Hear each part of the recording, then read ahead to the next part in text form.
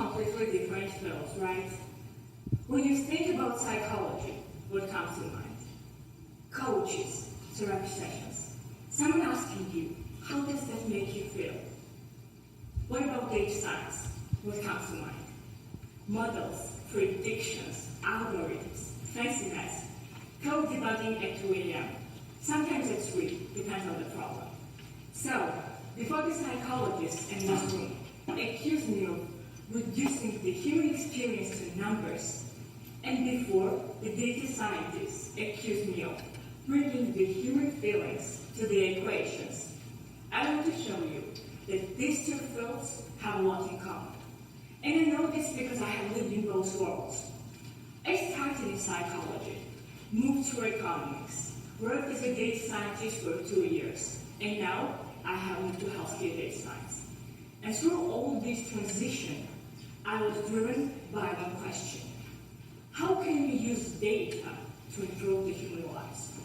And honestly, I realized that there is an intersection between these two fields back when I was an economics student.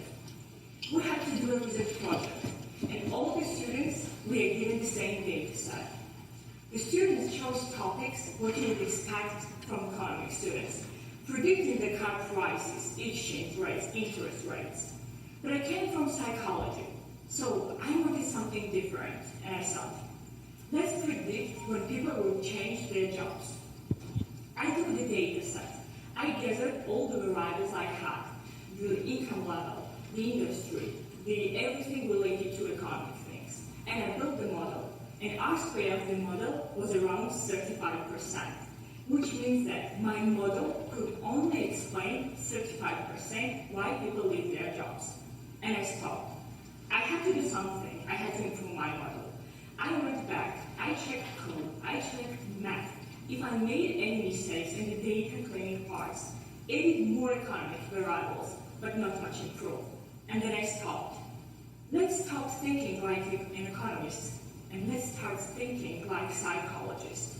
And I remembered that my friend at that time was working night shifts, and every time I saw her, she looked so exhausted, not only like physically tired, but emotionally drained. And I thought, this is the core reason someone will leave their job once they get the chance.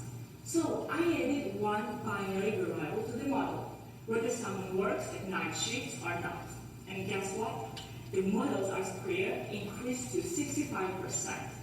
Of course, not the perfect metric we want, but much better than the one I started with. And I realized that this was the moment that my psychology background wasn't something I had left behind, but it was something that would help me to build better models. And this is the thing about data science that we don't talk about enough. Every data set comes from human actions. Someone decided to buy, to click, to swipe left, to move to another city, to opt out. These are not only data patterns, but they are choices. And each choice carries a meaning. When we analyze data, data scientists look for patterns. What patterns do we see in the data? What can we predict? How can we optimize the outcome? But psychologists look for context. Why humans behave this way? What was the reason behind their decisions? What emotion drove their choice? So here's my question to you. If your model is working on humans, and if your algorithm is predicting the human behavior, and if your system is influencing the human decisions, shouldn't these two fields work together? I want to show you 3 ways where these two fields intersect. The first one is analyzing the human behavior. Think about your favorite Netflix. They do not track only your watching patterns, but they also track when you pause, when you remote, when you leave the show halfway through. They look for patterns in the data, and they use for correlations, predictions. But they also look for psychological context. They understand that something that you want to watch on Friday evening after a stressful week is completely different from what we want to watch on Sunday morning. So they are only analyzing your watching patterns, they are also analyzing your human moods, contexts, motivations. Let's take another example, charm prediction model.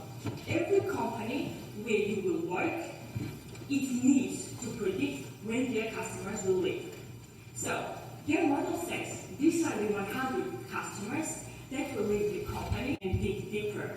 We realize that we have 3 distinct groups within these 100 people. The first group is price sensitive. They are constantly comparing you to your competitors, and once they find a better option, they leave you. The second group is frustrated. They have had constant support issues within past, and they feel unheard from you.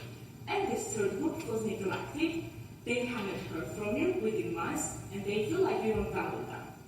The model predicts the same thing, but we have 3 distinct, different human stories, and each human story needs different intervention. You can't win someone back who feels unheard from you by offering them a discount, and you can't fix someone's support issue by sending them your marketing email. So, the data science and the model tells us who will leave. But psychology tells us why are these people leaving you. And when you combine who and why, we get the chance to turn our model prediction into a business strategy. The second thing is the presentation of your technical model. This is when we are translating the model's finding into human understandable ways. We data scientists love our metrics, and we always measure our model with accuracy, R-squared, and many more. But we forget that no matter how big your model is, if your stakeholder doesn't understand your model, it will be put on the shelf and never used again. Let me give you a real example. You have built a model, and you have your technical presentation. Accuracy of your model is 94%. 3% is false positives rate, and 3% is false negatives rate. Now, let me add more psychology to this and give you a better presentation. So, our model says for every 100 customers, our model will incorrectly flag 3 good clients as fraudsters. So we're going to block these good clients, and they might never come back to us. But the trade-off is that we are catching all the 97 fraud attempts, and we are selling for the company $5,000 per month. Now the question becomes, are we comfortable to frustrate these 3 good clients in order to catch all the fraud cases? Which presentation was clearer to you? Of course, the second one. And same is with stakeholders and with everything. No one understands your technical metrics if you don't add human explanation to that. And the third one is your stakeholder communication. And this is the most critical one. The reality is that people do not distrust your model's findings because they don't understand the mess behind it. But they distrust your model because sometimes they don't see reality reflected in your model. And sometimes stakeholders are right. Your model might be catching spurious correlations, or your model might have a bias which you didn't catch before, or the world has changed since your last trained model. And listening to your stakeholders and communicating with them is vital for any data science project success. Here's what's happening in the industry right now. Demand for data scientists is changing. 6 years ago, companies wanted coders who could wrangle the data, optimize the hyperparameters of the model. But today, they want interpreters who can take models' predictions and translate into business strategy. So here's what I believe.